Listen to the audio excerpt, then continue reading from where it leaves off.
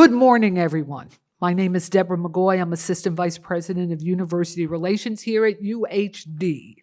And I have the privilege of working alongside President Blanchard and other esteemed UHD colleagues to produce these important events. Now, y'all know why we're here. This is the President's Lecture Series. It brings together the university community to reflect on topics that are relevant and important to all we serve. The University of Houston downtown prides itself, and we're going to say that again, we pride ourselves on being an institution where ideas and perspectives are welcomed and shared.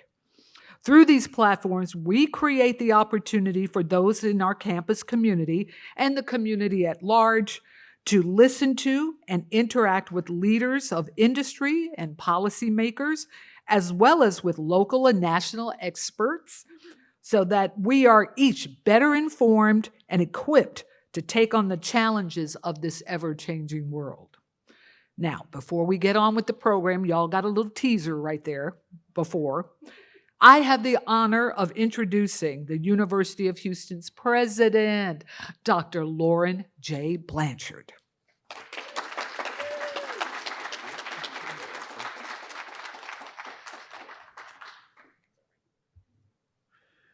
Good morning, everyone. Thank you so much for being here and, more importantly, for your patience. Got tied up in the office and just getting down here now. So, I'd want to welcome you to the first installment of the President's Lecture Series for this spring semester. It was interesting because as we were thinking through the platform for the entire semester, we were thinking obviously about Black History Month and how important it is for us to bring someone that not only has some local tie, but really an understanding of where we are from the perspective of the African American experience. How odd it was that when we looked up Dr. Odewale, that the reality is that we thought that she was working somewhere else, and then lo and behold, we learned that she's right here at the University of Houston. It's like, so hey, we're getting a big bang for our buck here. We don't have to fly her in, she just can drive on in. So we're so happy that you're here. And Dr. Odewale, for those of you who are not familiar with her, is an African diaspora archaeologist whose research focuses on the Caribbean and Southeastern United States. Using radical mapping techniques, Dr. Odewale reanalyzes historical evidence to visualize and communicate the impact of historical events. In 2016, she made history as the first Black person to receive a doctoral degree in anthropology from the University of Tulsa. And she was subsequently the first Black faculty member to join the university's Department of Anthropology. Her work has extended to include online and in-person teaching through the National Geographic Explorer Classroom, the Oklahoma Scholar Leadership Enrichment Program, Rice University, and most recently, as you just heard me mention, the University of Houston, where she teaches two courses, one called, and some of us have heard about it because it's been in the newspaper, Before Cowboy Carter, Black Towns, Black Freedom, and she also teaches a course called Finding Black Ancestors.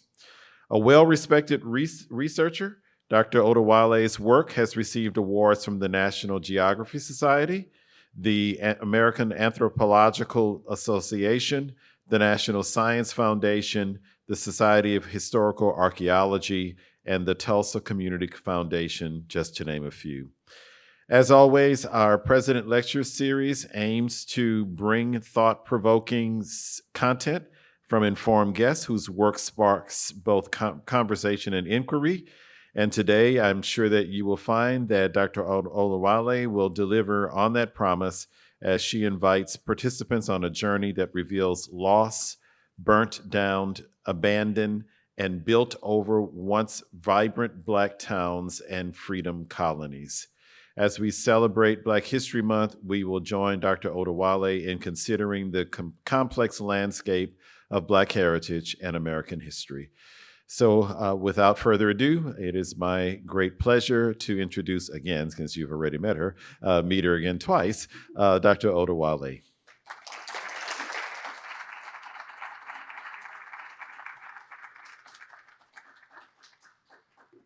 Okay, I like to walk around, so y'all are just gonna have to humor me. Hello, can everyone hear me? Yes. Thank you so much for that warm introduction, and thank you so much for just having me here. I drove over 30 minutes to get here, so I really appreciate it. So there's a bit of a tagline at the end of this talk. Instead of just the American West, we're talking about how we find ancestors in a lot of different spaces and what that looks like, what that work looks like. So I'm representing two hats today. One as a professor of practice at the University of Houston, as I mentioned, but also the director of Archaeology Rewritten. This is an archaeological and educational consulting firm that I run as well. Okay, I think if I hold it like this, I do have to give some disclosures. So first of all, I am an employee at the University of Houston, but I'm also representing Archaeology Rewritten. My research is currently sponsored by National Geographic Society, so I do have to mention that. But they are a wonderful partner in this work. I'm currently working on a grant. It's called Silent Witnesses, the Black Heritage Tree Project, which I'll mention in a bit. But overall, a lot of this work that I'm going to talk about today has been done in collaboration with a lot of other people. So please imagine that there's a whole city of people standing with me as I'm speaking to you, even though you're only seeing me. And a lot of this work, the educational outputs of this work has been in partnership with Nat Geo Education, the EduLab, and a group called Archaeology in the Community, which serve as a nonprofit organization, but also a financial sponsor for us as well. So none of this work, nothing I'm doing could have happened without our field school students, our project collaborators, and my other colleagues that are standing in the trenches with me in this, like literally in holes. So, and then just to clarify what my positionality is in relation to this work, I do identify as a Black woman, but I also identify as a descendant. Now that descendancy, I don't consider myself a direct descendant of the survivors of the Tulsa Race Massacre, but I have survivors in my lineage. My connections to Black towns, it depends on who you ask. So I am from Greenwood, I am from Black Wall Street, but my family hails in connection to Langston, Oklahoma, Tuskegee, Alabama, Cleveland, Tennessee, just to name a few. So if you ask me where my people's from, I'd have to give you a list because we're from all over. But I'm sure a lot of us are like that. And when I'm speaking about descendant communities, of course, they're not a monolith. And in my descendant community, that represents people who are both freeborn and enslaved people, people who are Black but also white passing for safety reasons, and enslaved and enslavers, war veterans, farmers, and entrepreneurs. So we run the gamut. And a lot of the descendant communities that I work with are just as diverse, if not way more, in terms of where we can find our people and what they're doing when we find them. So all of this to say that my mission, and one thing that I want you to take away from this experience, if you don't hear anything else that I say today, all of this work, we're using archaeology as a tool to help Black descendant communities around the world heal from historical trauma. That's the goal. So, big question that we have to answer today, and maybe we won't get to the final answer, but the thing we have to chew on today is how do we use archaeology as a tool to find Black ancestors in the American West? What can archaeology do to help us with this mission? And I have a bit of a pop quiz for you. Okay, now the question we have to answer first, how and why do Black families begin to travel to the West in the 1800s? What are they looking for? True or false? Most Black families arrived in the West voluntarily. Someone saying false? Okay, someone who's saying false, why are you saying false? Wait, true. Oh. Okay, you can't flip-flop, you gotta stand 10 toes down. If we're saying false, why do you think this is false? Yes, please. Because they were brought as enslaved workers with people who settled that area. Okay. Even at Austin, Yeah. encourage people to enslaved peoples. Yeah, we do have that. We're going to say something? The reason why I would say it would have been true is because if they would move up north, but it says west. That's what I was thinking. Yeah, well, we're talking about the West today. Yeah, exactly. Yeah, go ahead. Okay, don't get ahead of me. We're going to do that. Okay, so this is technically false because a lot of Black family members, I mean, when they're arriving, and actually, we can either say true or false because in terms of a numbers game, there's about 4,000 estimated that are arriving on the Trail of Tears, enslaved to indigenous nations. But there's at least 40,000 that are arriving as exodusters, that are arriving voluntarily. So technically, this can be true in terms of numbers, but in terms of how we think about the diversity of different peoples crossing over to the West, which we're going to define in a minute, you can think about this as true or false. But typically, I tell my students, let's talk about the actual archives. And archivally, we can say most are arriving voluntarily, but they're escaping from a lot of things. Okay, another true or false. The best way to find Black ancestors in the West is by researching plantations. Ooh, ooh, ooh. We got some different ideas here. Okay, so this one is going to be false. Why? Why would this be false?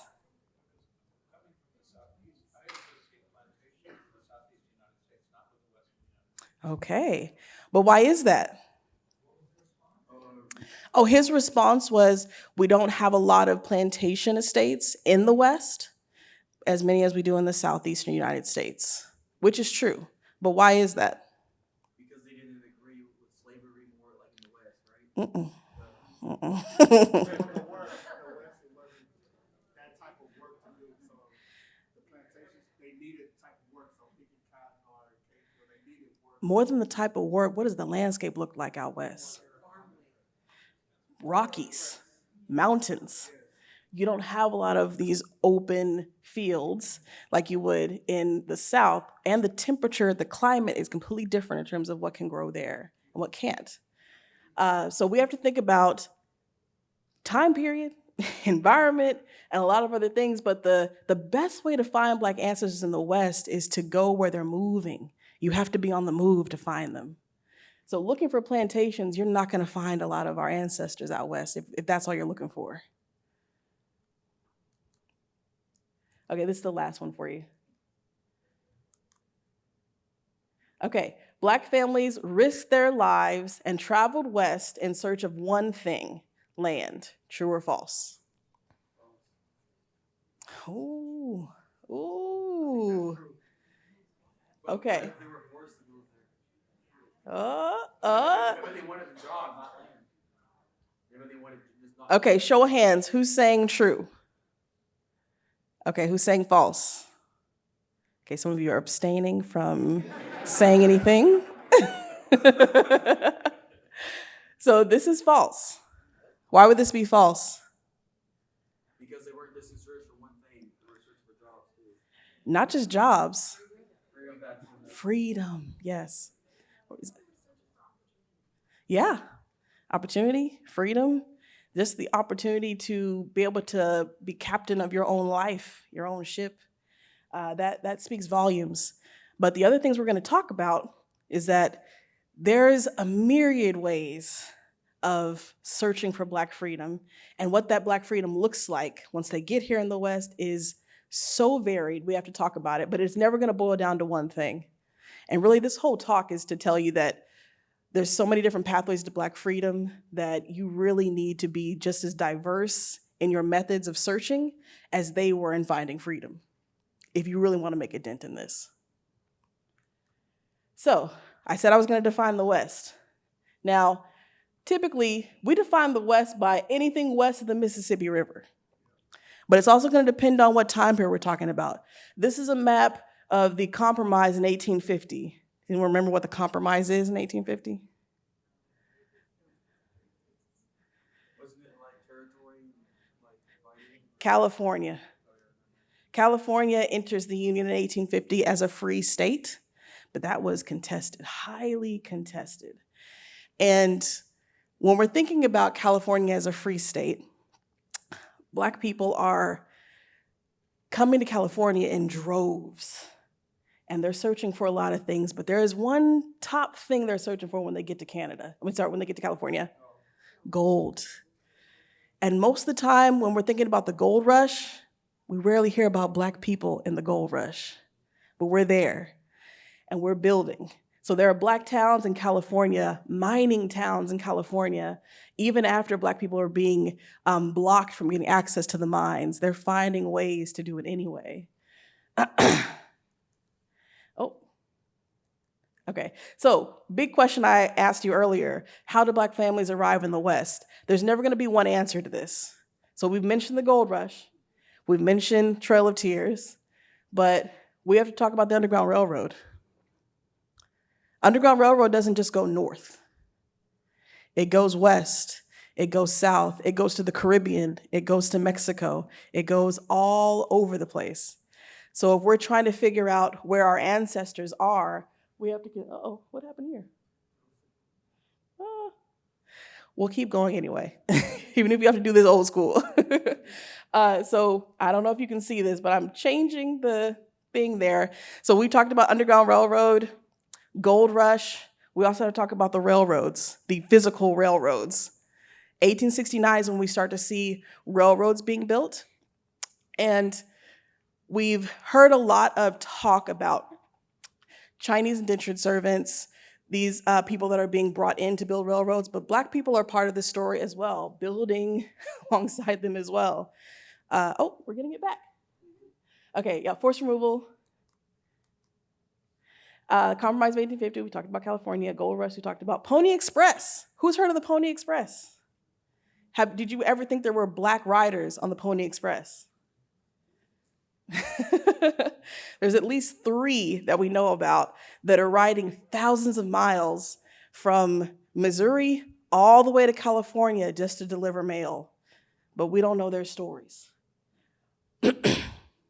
And then escaping from the South in general, this whole mass group of people, thousands of people, tens of thousands, that are labeled as exodusters. Anyone know why they're called exodusters? Yes, Exodus, yeah. So these are people who are fleeing racial terror in the South, freeing enslavement, but also freeing Jim Crow laws in the South. And this exoduster movement is happening across the country, but typically we hear about it going to Kansas, but this doesn't just go to Kansas. This goes everywhere they can find freedom. So transcontinental railroads we talked about. Land runs. 1889, Oklahoma has a land run. Did anyone hear about Black people being involved in the land run? Yeah? You're whispering to me, but I want to hear you.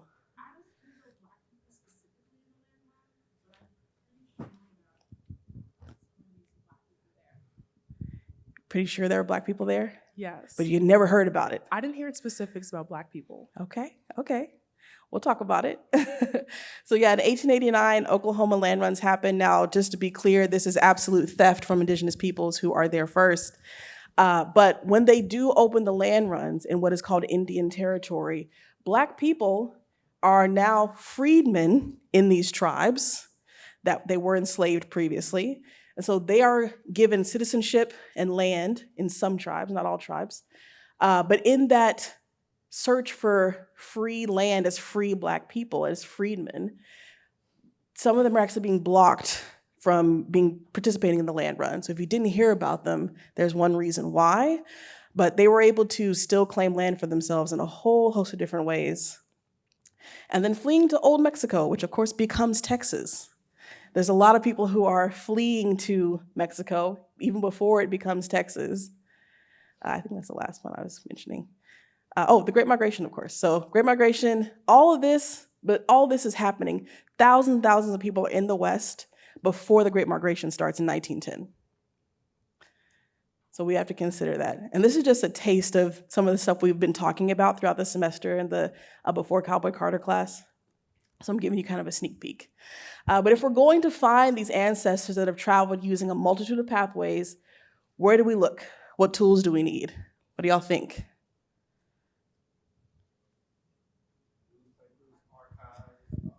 Newspapers, archives. Land grants, okay. Cemeteries. Burial grounds.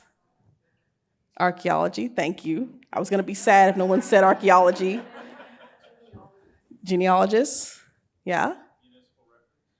Yes, city records. Letters, ooh. Yes, let's talk about our oral heritage. Sorry? Church records, yes. Yeah, what we call the essential records. Okay, so that's a good start. One thing I want to talk about first is that these archives are violent spaces. Let's talk about a trigger warning here. I think a lot of my students, whenever they first start working with me, they think that archives are neutral spaces.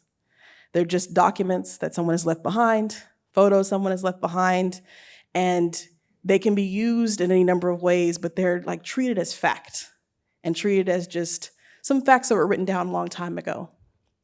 But archives can be incredibly violent, especially for Black people, and especially for Black women. So we have to really consider the sources we're using, but also who's actually behind the camera, who's actually behind the letter that's being written.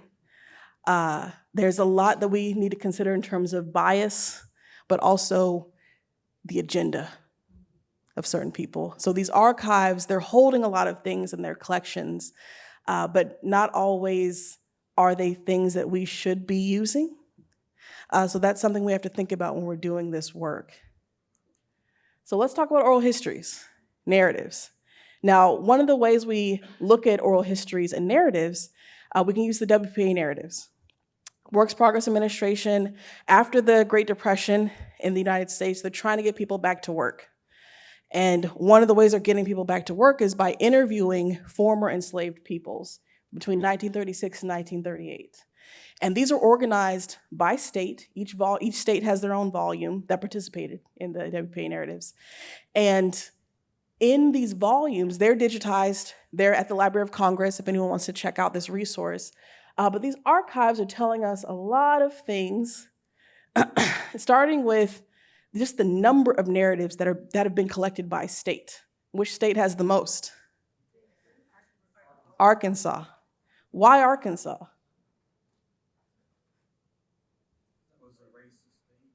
I think we could say that for a lot of our states.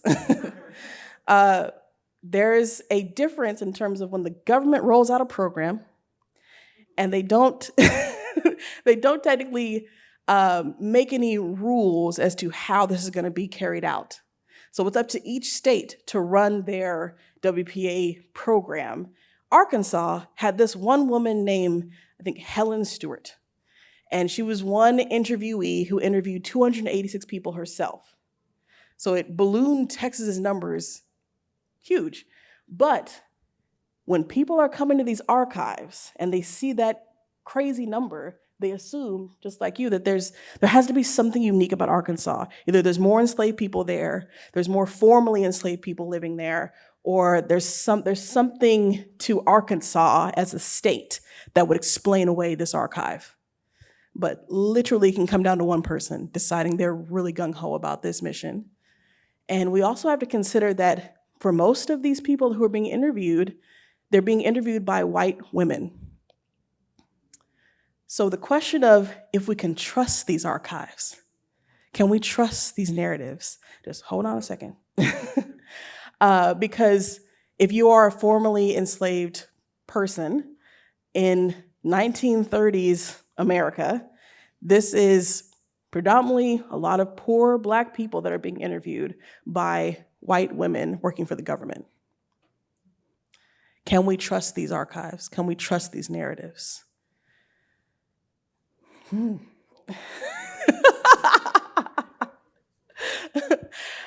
Just consider the source.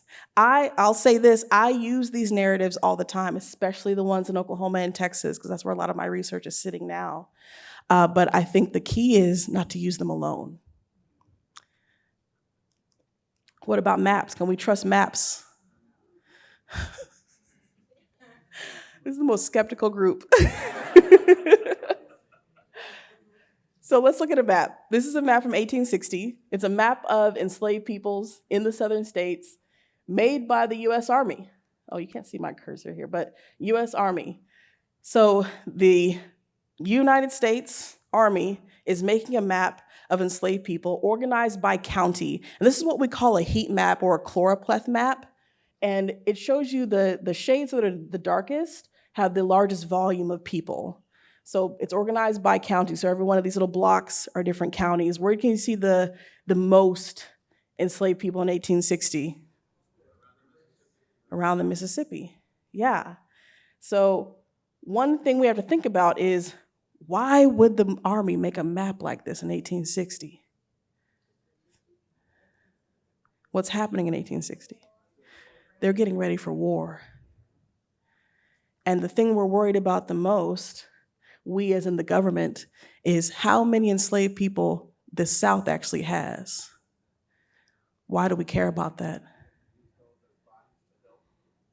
Yeah, this is a property map.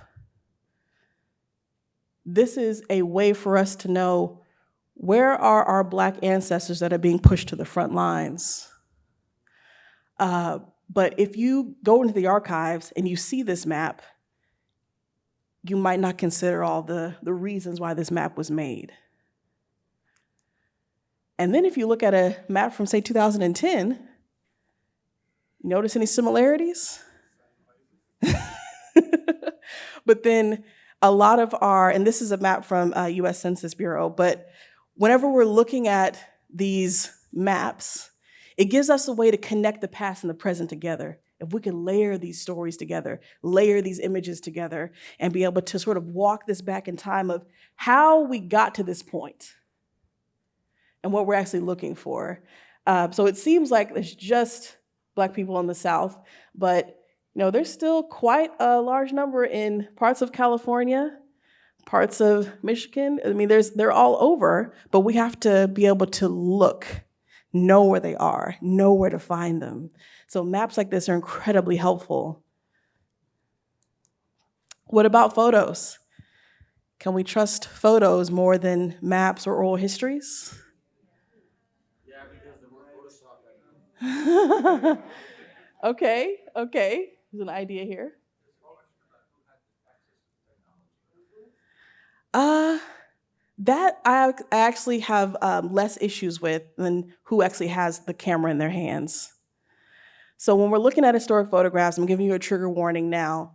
One, we can talk about how photos show us Black joy, dress, trends, what structures and buildings look like, how people are moving about in this landscape.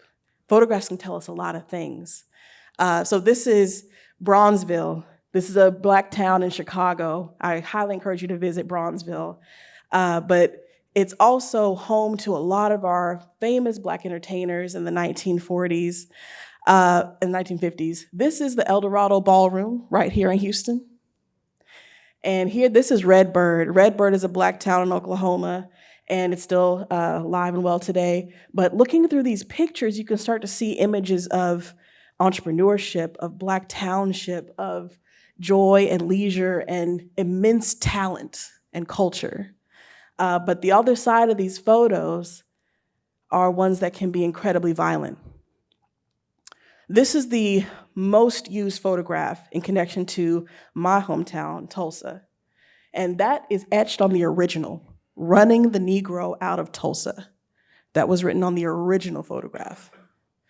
Photographs like this are the most widely used in our archives, but we have to consider why they were made, why this photo was taken.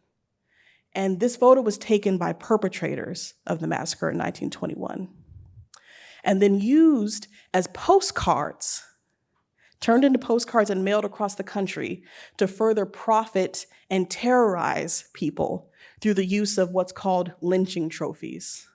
So these photos are lynching trophies, but if you are thinking the archives are neutral spaces and you continue to use it, continue to share it, continue to do whatever you want with it and not consider the source, you're perpetuating that violence without knowing it. So most of the photographs that I use in my work are more like these, to show that it's not just about the things that happened to us and our ancestors, but what they built, what they were able to accomplish, what they've been able to do for generations. So what about buildings? Can we trust the things that are standing on the landscape? Yeah, we can, to a certain extent. To a certain extent, It okay. can't be remodeled, it can't be. It can't. Let's talk about it. So this is one that I love to talk about, Reedy Chapel AME Church. This is the first Black church in Galveston, Texas. And this structure is on the National Register for Historic Places, so it is under protection. It's been on there since 1984. And as something that's listed on the National Register, it's got an incredible amount of protection on it, but it dates back to 1848, built by enslaved peoples that were originally worshiping in open air before they even had a structure built. But it's still standing today, all these generations later. And it's gone through the Great Fire, great storms, all sorts of threats for development. And the congregation and this structure is still standing today and still hosting Juneteenth celebrations today. And I do want to acknowledge this is the 160th anniversary of Juneteenth. So if you're going to Galveston, step by Reedy Chapel AME Church. It's worth it. But the structures can bear witness to a lot of things that we can't see in the artifacts, we can't see in the photographs, we can't see in the oral histories.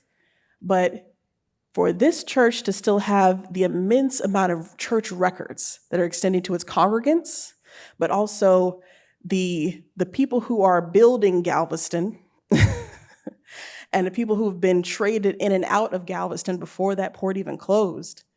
That is a wealth of history that we can't get anywhere else because the structure is still here. Now, what about artifacts? Can we trust the artifacts, the things we've pulled out of the ground? Oh, why are you saying maybe? Okay, that's true. That is fair.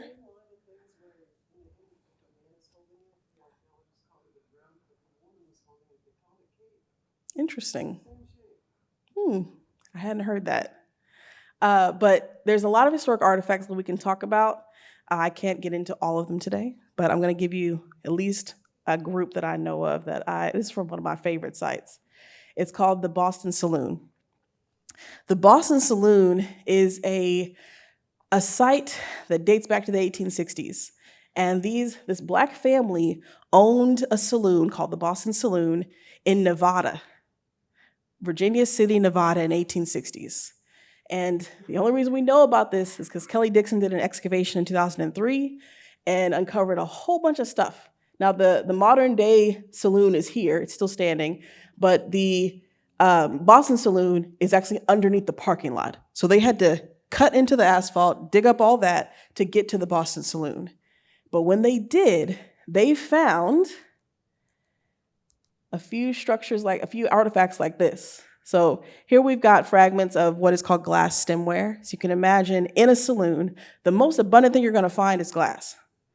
But stemware is really unique to find in the 1860s in Nevada, where you have these very fancy sort of glasses that are being used in this Black-owned saloon.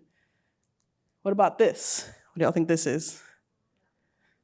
Alcohol? Not just any alcohol.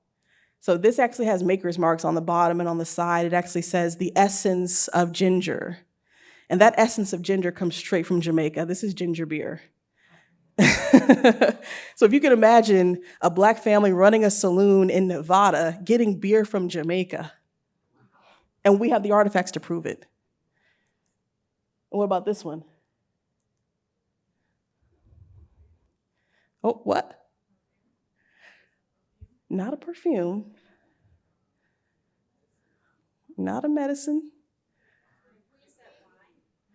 What's Beyonce got in her bag?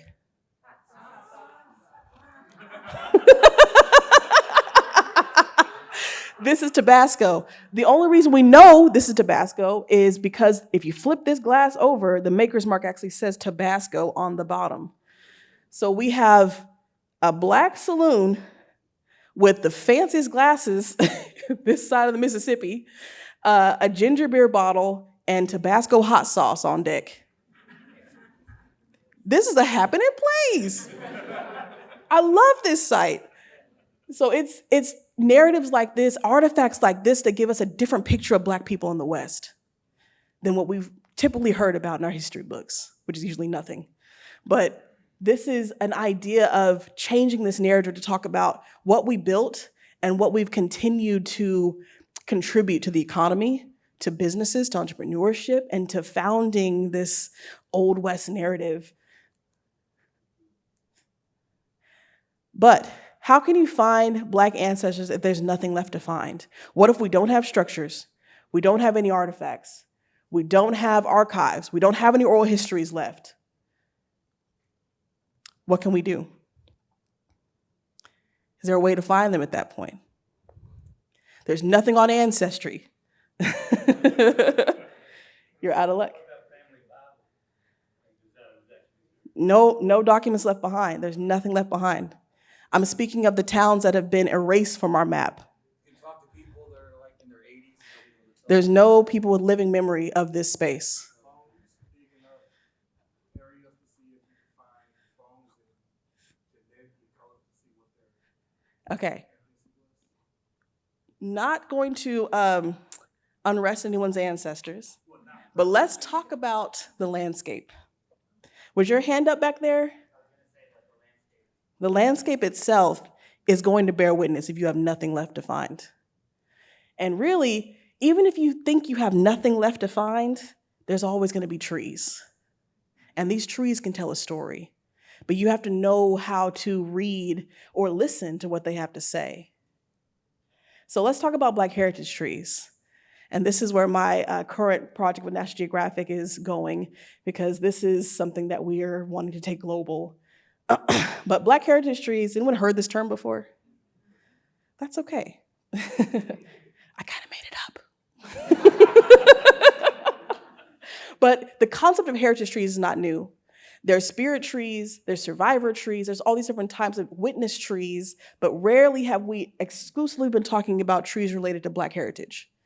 So this is a new concept, but one that we need to go into if we're going to be able to find these towns that have been erased, bulldozed, burned down, turned into lakes that are haunted, and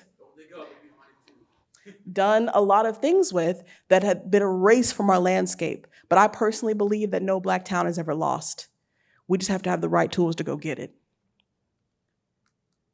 So let's talk about Black heritage trees. Whenever there's a fixed point in the historic landscape, usually, and especially for these moments in Black history, there's going to be trees there that have been bearing witness to that history, silently, standing as guardians over this culture. And when we're talking about a lot of my work in St. Croix, they treat these as guardians of culture. These are Crucian mahogany trees, kapok trees, silk tamarind trees. These are trees that have been standing for generations, baobab trees that have been standing for generations, bearing witness to history and important moments, and they use their bark, their roots, and their branches to tell a story. But we just haven't been listening. So this is an example. This is what's called the creek hanging tree. I didn't name it that. But this is a 235-year-old bur oak tree. It's 8 stories tall. It looks like a haunted Harry Potter tree, but it's massive. And this is a site of at least 17 public executions. And today, it is a memorialized tree because it's been cut down. So part of our work is actually to look for those Black heritage trees that are no longer part of our landscape, but we know about them, we know where they were, and we can memorialize them and put them back on the map, just like we're doing with our Black towns. We can put them back on the map. So one thing we can think about is that when we're looking for Black heritage trees, how do we find them? They're either going to look for medicinal or healing purposes. They provide a natural barrier protection, especially when we're looking for, say, maroon communities. Maroon communities that have been hidden away as self-liberated peoples have built their own spaces of freedom, and they use these trees as a natural protection. Or if they're preserving a memory of home, if you've been carrying baobab seeds in your pocket and that's the only thing you had as a memory of your home, planting these trees is a signal of recreating home for yourself. And that's what a lot of these trees are, but also claiming territory. I mentioned the 1889 land runs in Oklahoma. One of the only ways they were able to claim land as Black people is if they planted a sapling. So oftentimes you'd see in those covered wagons, saplings in the wagon just in case they needed to plant a flag, because that was the flag. And a lot of those trees are still standing today as witness. But also marking burials. You mentioned burials. When we're looking for burials in St. Croix, we're looking for specifically tamarind trees, because those are the ones that are going to be marking the villages and marking the burial spaces. We're looking for the Crucian mahogany trees that are the strongest, some of the strongest wood that we know of, but they're natural headstones. They're natural markers of a sacred space, if you know what you're looking for. But can also connect to dreams and visions. I don't know if y'all remember Nat Turner, but before his rebellion in 1831, he talked about sitting under a tree and receiving visions, even before he saw the eclipse. But sitting under a tree and receiving these dreams and visions, these become part of the landscape, part of our story of heritage. But they can also hold space for collective remembrance. So when we're thinking of, say, survivor trees, I'm especially thinking of Oklahoma City bombing, there's one survivor tree that survived the bombing. There's nothing else around it. And no one can really explain how that happened. But this one survivor tree has been standing. And every year, on the anniversary of the Oklahoma City bombing, people flock to that space and they get saplings from that tree that they've been growing every year. And you can have a piece of that connection to your ancestor, to your loved one who was taken from you in your own backyard. But also can be connected to a spiritual center, political nation. So this connects to, say, the Creek Council House tree. There's several other trees that are carrying a nation in their trunks. But also, for a lot of our Black towns, they're going to be anchored by these Black heritage trees. Trees that have been planted around this town, around the churches, around the schoolhouses, around these spaces that are, and even the cemeteries, that are still there, even after that town is gone. But can also be used to ward off evil spirits. So I'm thinking of the bottle trees, Gullah Geechee corridor, all these spaces that we use trees to ward off these evil spirits and protect us in a different way. But then they can also be used as instruments of torture, whether these trees want it or not. A lot of these whipping trees, hanging trees are still part of this Black heritage tree umbrella that we're looking to find as well. So just to give you an example of what that looks like, this is the Freedom Tree in Missouri City. Has anyone been here? Y'all need to go. Okay, two people have been there. Okay, definitely go check this out. Missouri City, Texas. This is standing in what used to be the Palmyra Cemetery, the Palmer Plantation. And whenever this plantation was running, even after General Order Number 3 was read, freedom had come, people were still being forcibly enslaved at this plantation. So it wasn't until, literally someone had to come in and force Edward Palmer to free his enslaved peoples, because he wasn't trying to do that. But it was from this tree that order was read again, that forced freeing happened. And that's what they call it, the Freedom Tree. And this is another one that's protected. So to give you an example of how all this works, let me see how my time is. I'm going to give you a rundown on one of our archaeological sites. Oh, Lord, it's already 12:30, y'all. Okay, we'll do this quickly. So in Greenwood, in Tulsa, Oklahoma, I run an archaeology project. It's called Mapping Historical Trauma in Tulsa. And what we're looking for there, we're not looking for historical trauma, but we're trying to look for the built environment that can look for signs of life in the aftermath of a massacre using archaeology. So just to give you an example on all the things that we could be finding archaeologically. This thing doesn't like me. But there's at least 1,256 homes and 198 businesses that we could be looking for dating to 1921. Now, this is not an exhaustive list. This is an overview. The massacre itself in 1921, and I actually call it the first attack on Greenwood. It's a whole nother lecture to explain why. But this is a microcosm of what's happening around the nation. We know this. But here, we can actually talk about two different archaeology projects happening in Greenwood that are searching for ancestors. One is the Mapping Historical Trauma in Tulsa project that I mentioned. But the other one is the City Search for Mass Graves. So there are two different ways we're using archaeology to find ancestors. One, specifically focused on looking for signs of life, finding the built environment of Greenwood, how we actually built this Black town. The second one is looking for our ancestors that were taken, that were murdered, and how do we find those mass graves? So between the two, one is an example of restorative justice, and one is an example of retributive justice. Two different types of social justice. Restorative justice is more about how do we heal, recover, move forward, restore what's been taken, if possible. Retributive justice is more about the who, what, when, where, why of a crime. So if you've heard about the search for mass graves in Tulsa, it's treated as a homicide investigation for that reason. But over 100-year-old homicide investigation. Now, I was part of both teams just because I was the only Black archaeologist in Tulsa, really in the state of Oklahoma. But that's a whole nother lecture as well. And really, the one that got the most news coverage is, of course, this search for mass graves.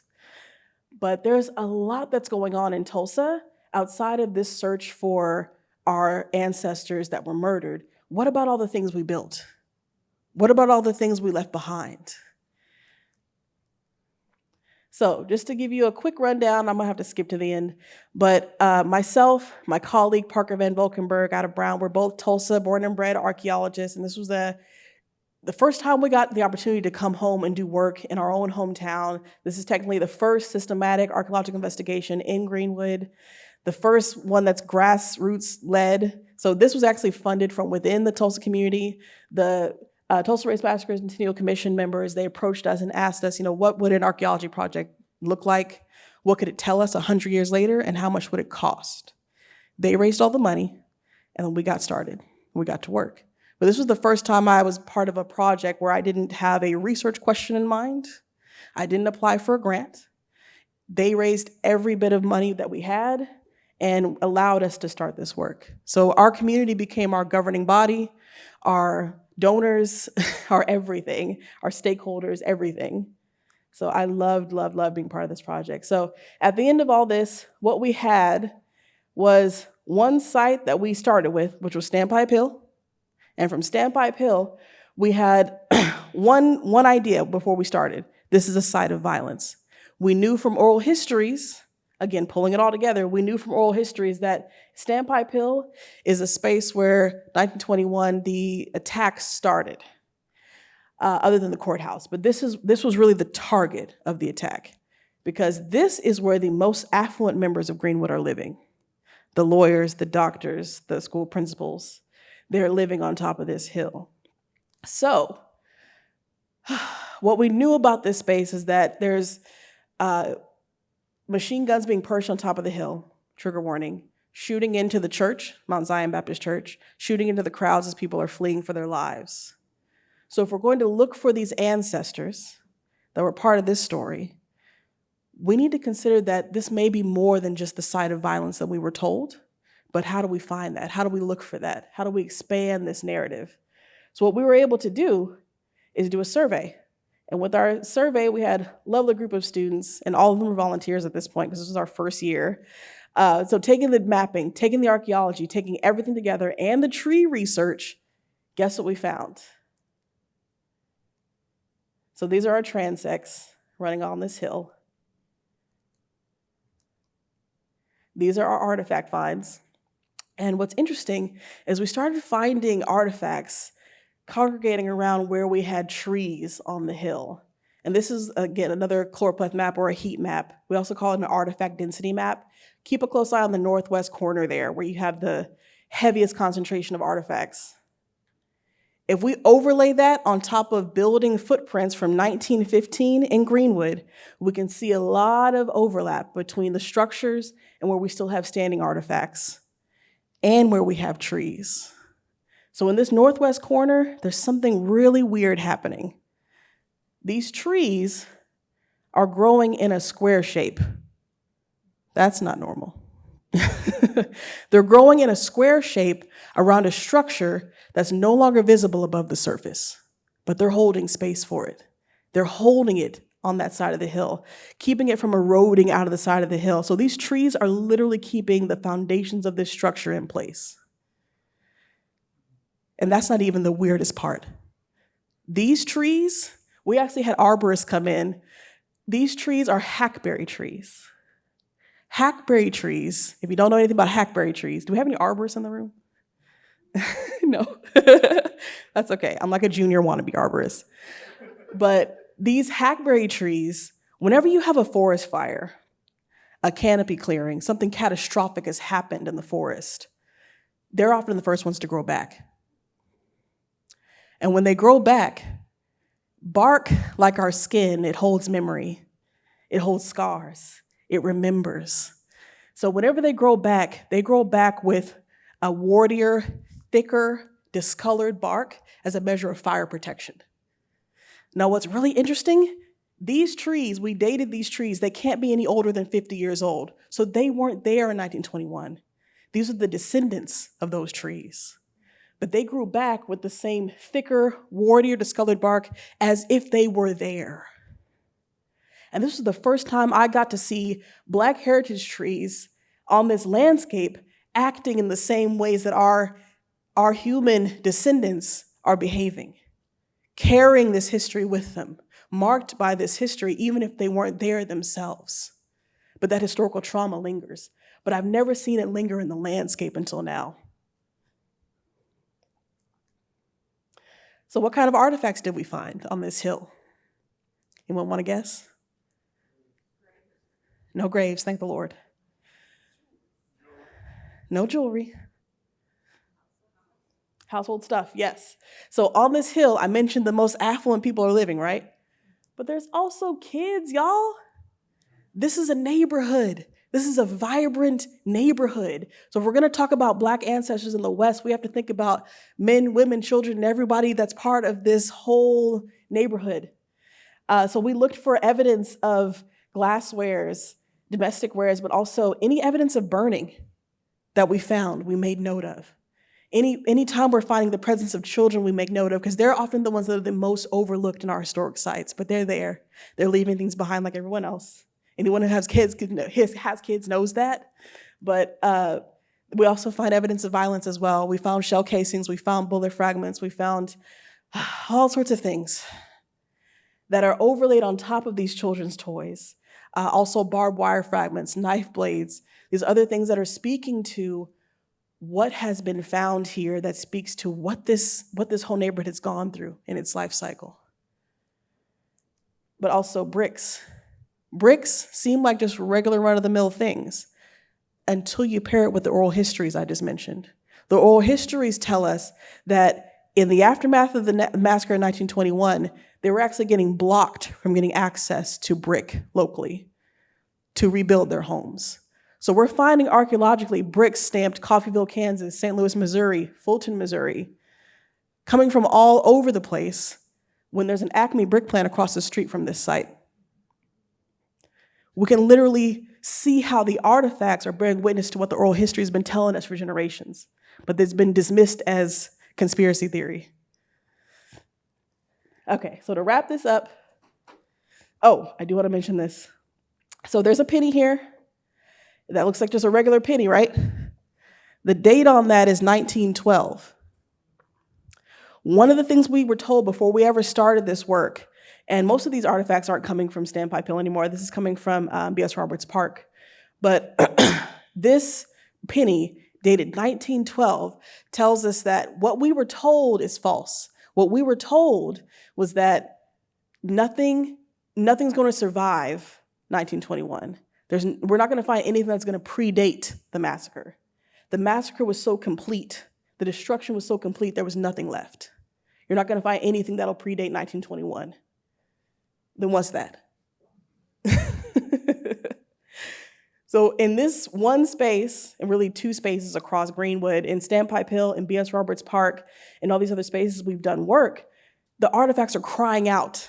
The trees are crying out.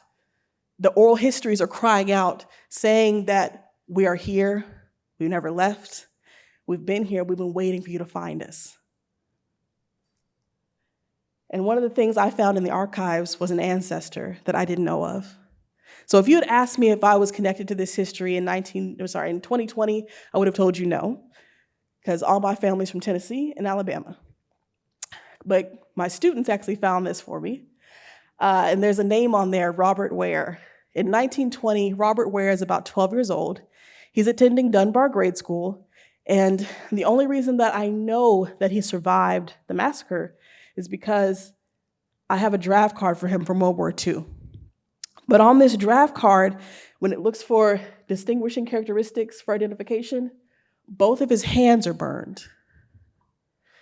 So one thing we're trying to figure out, he's living with his grandparents, Austin and Polly Curtis. I don't have good records of Polly and Austin Curtis after this document. So if he was possibly trying to save them in 1921, and that's how both of his hands are burned, we still don't know. We're still trying to figure this out as a family. But this is what's at stake. So if we're going to pull all this together, there's a lot of things we have to think about. The oral histories, the maps, the archaeology, the trees. All of this can be used as a way to find our ancestors if we know what tools to pick up and when to use them.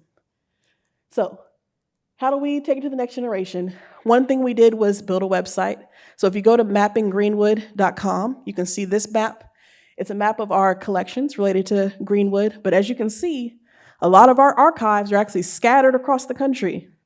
This map is just giving you a bit of a taste, but there's 34 collections that we've been able to identify that relate to Greenwood, that relate to Tulsa.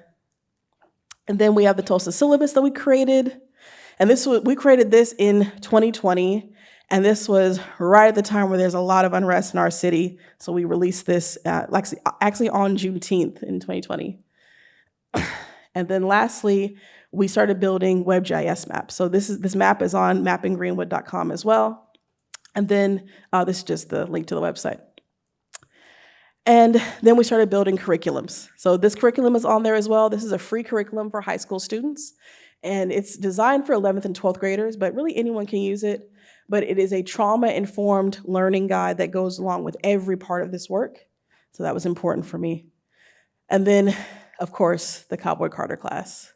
Now, all of this, and yes, Mama Tina did actually share us on her Instagram page, so that happened. So the Knowles family officially knows about us. But yeah, pulling all this together is essential to how we carry this on to the next generation. How do we teach this? How do we carry this forward without being haunted by this history?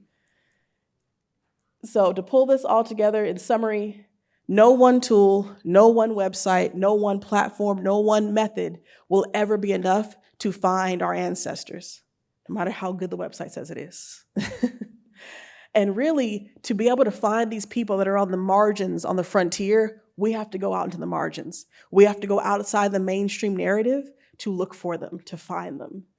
And then, I already mentioned this, but our methods need to be just as diverse as the pathways of Black freedom were. Just as many tools as they picked up to find freedom, we have to pick up as many tools to find them. So the big question I want to leave you with is, what does it mean to be a good descendant? What do we owe the people who came before us? And for me, what it means to be a good descendant means finding everything my ancestors left for me to find, wherever it exists in the world, however I can find it. And I hope you take on that charge as well. Thank you.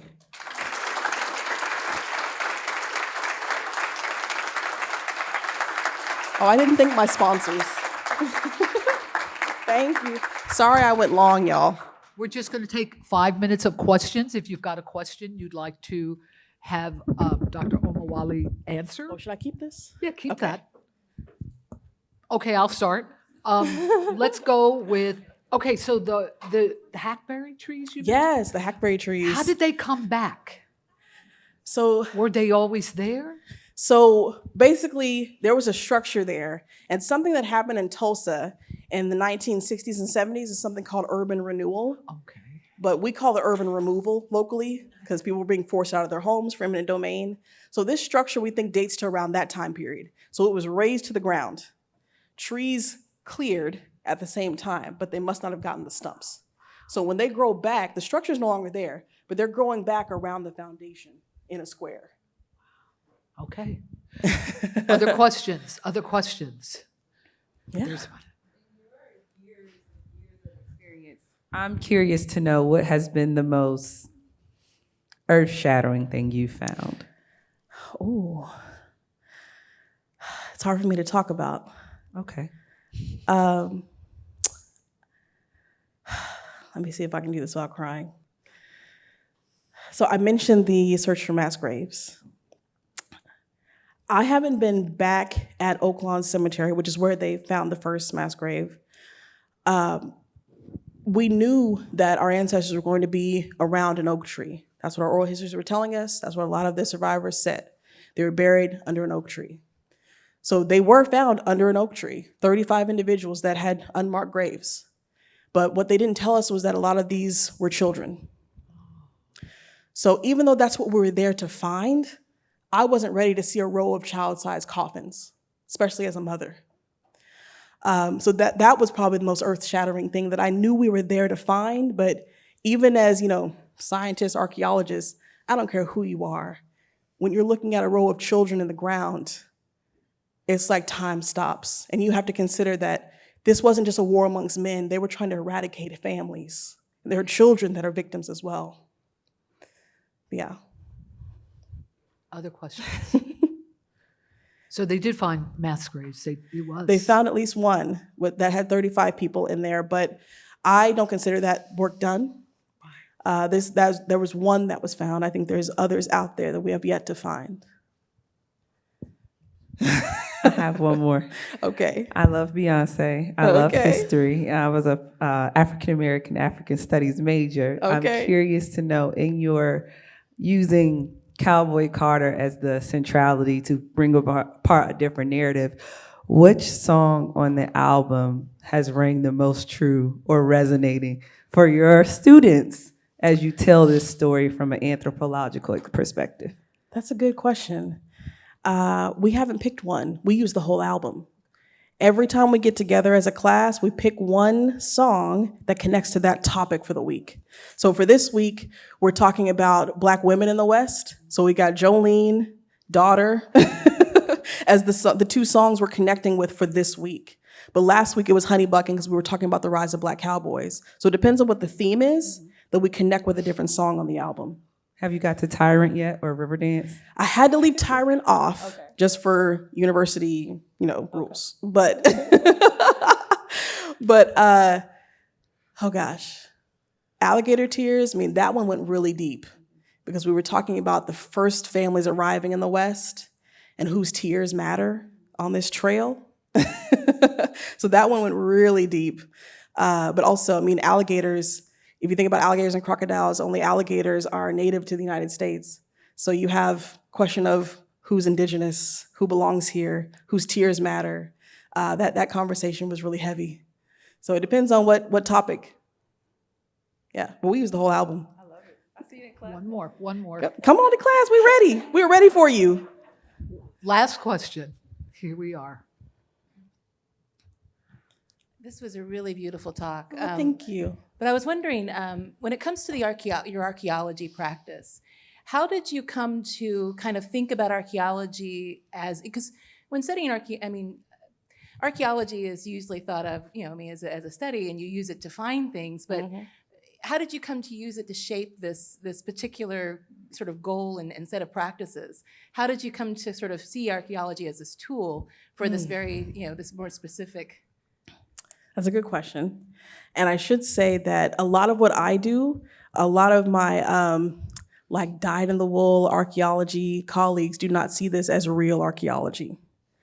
So this is like radical stuff because you're working with communities. So this isn't real science to them. But there's just some people that need to retire.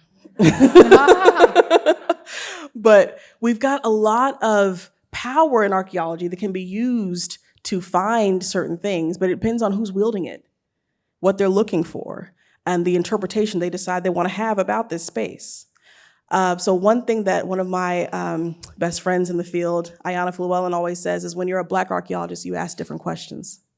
You use different tools, and you have different methods in mind with the same objects everyone else has. So a lot of these things that I'm talking about are not new, but they're in new hands. So that's what I think matters right now, that we're trying to use some of the same tools that have been getting. Really, I had to do a lot of unlearning. Let me start there, because the established canon in our field is actually one of violence and a lot of harm to Black and Indigenous peoples.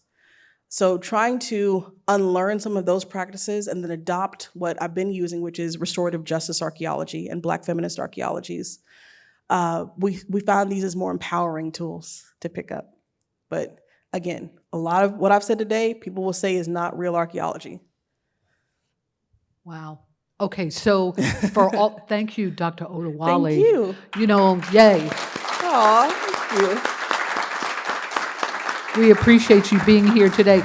You know, for all those parents who always say archaeology, you can't make a living doing that. You are a shining example. Aw, Thank you. thank you. We're glad you're here today. If anyone's going to be in West Palm Beach next week, I'll be in Florida with National Geographic Live. We're doing a show there, so come on out if you're free.